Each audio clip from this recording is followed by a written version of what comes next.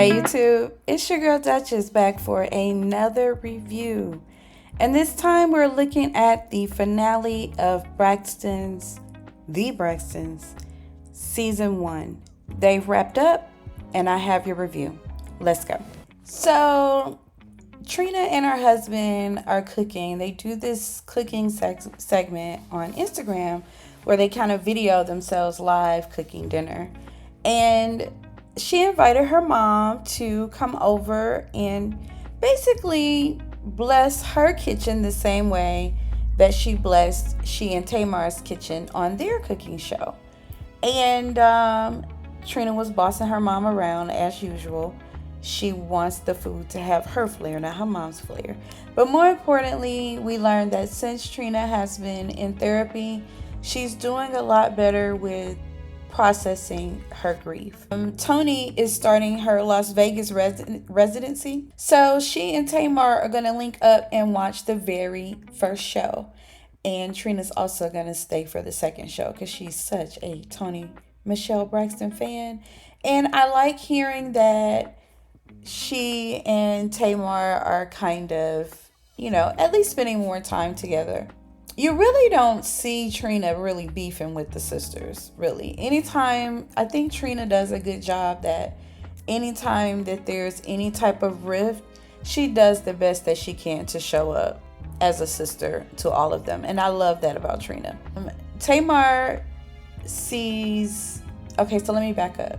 It wasn't the last episode, it was the episode before where Tamar was reminded of her beef with Traci, the status of their relationships at times, and it bothered her that Traci didn't tell her, until it was the last minute of her true diagnosis. From her perspective, it was the last minute. She didn't understand why she was the last person to know, and we know that Tamar kind of deals with that thing of being left out as well. So it bothered her, and she went to the person that she felt like could give her the best answer, which was a medium who communicates with the other side. So Tamar had a session with this lady along with a couple of people from her team that were also there in support. And what I saw was Tamar acknowledged that she wasn't always a good sister, that she has some regret. She felt like she didn't have enough time to make it right. And she wanted to make it right because at the end of the day, she does love her sister. And mainly she wanted to make sure that her sister knew that. So this is a part of Tamar's grief journey and processing and what it sounds like relieving some of her guilt. And I'm here for that in whatever avenue. Basically what I'm saying is, if this session, which it looks like it did, brought her some type of peace that gets her closer to living with the pain of grief, then who am I to say anything different? Whatever it is gave Tamar the safe space to acknowledge that she would have liked to do things better, to acknowledge her regret and take ownership in the status of she and Traci's relationships, whatever it was at that time. At any time, I'm not just saying at the end time, just at any time. And focus on what they were able to capture. And that Traci is good, and she was just really trying to protect her. And they didn't need any more time together. She just wants them to do better as sisters and to come closer together. I just want to say, I hope that Tamar gets stronger in her spirit and really gets stronger to her connection to God, in the sense that this type of outlet wouldn't be needed. Because I find myself wondering, is she just kind of giving her coaching talk? Given the situation is spot on for what the best coaching talk would sound like. You don't really have a validation that this is how Traci feels, but anything opposite to that is not going to be healing to Tamar. It's just going to keep her in more turmoil.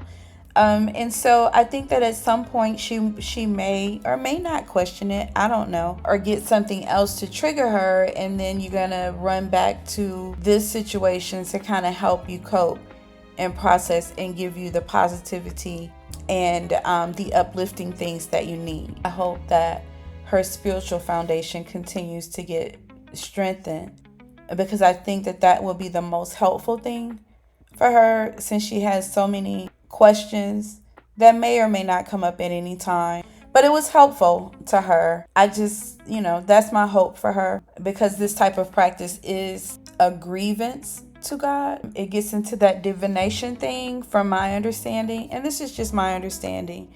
And I know that Tamar carries herself in a certain space in that space. And so I wouldn't want her to be grieving God as well. This may not fit into this, but I have to be honest about what I'm witnessing. But at the main core, I wouldn't want Tamar to still be suffering or to kind of spiral in the direction that she can. So, just don't let this be the end game. I think that's what I'm trying to say. Don't let this be the end game, Tamar. Let's keep going. So Toni does have her Vegas residency. She does an amazing job. She looks so good. That one brown outfit that she had with the garter thing around her thigh, that was so sexy. Love the outfits. Love what they gave in the performance. She's doing well so far. Of course, she has the concern of her health concerns, but she's making it, and she got really good feedback. She and Cedric are a good team together. I didn't know that they dated, y'all. Her little set of bear. Anyway, but they are a great team together. He's a great support. She tried the joke thing. It didn't land well. I think somebody even, gave out the punchline, the gummy bears punchline, before she got to it. But she was excited that Trina and Tamar were there to support her. And I just kind of love that moment for them. The next day, Towanda and her mom came, and Towanda got engaged. So they did this little special segment where she was brought up on stage, and it was supposed to be something related to the show. They sung this song, the toilet paper song. Them always coming up with their different rhymes and stuff. So anyway, they sung that song. Her dude knew the song. He was in the audience. He came up and proposed, and they got engaged. Y'all, Trina is so mean. Trina was screaming and so happy, and they're giving kisses. She's all in the mix of it. She's so happy for her, and I love that moment for her. Moment. Toni was happy for her as well. She threw in a little shade about how long it took to get the proposal, and that is also me, a little sleek shady.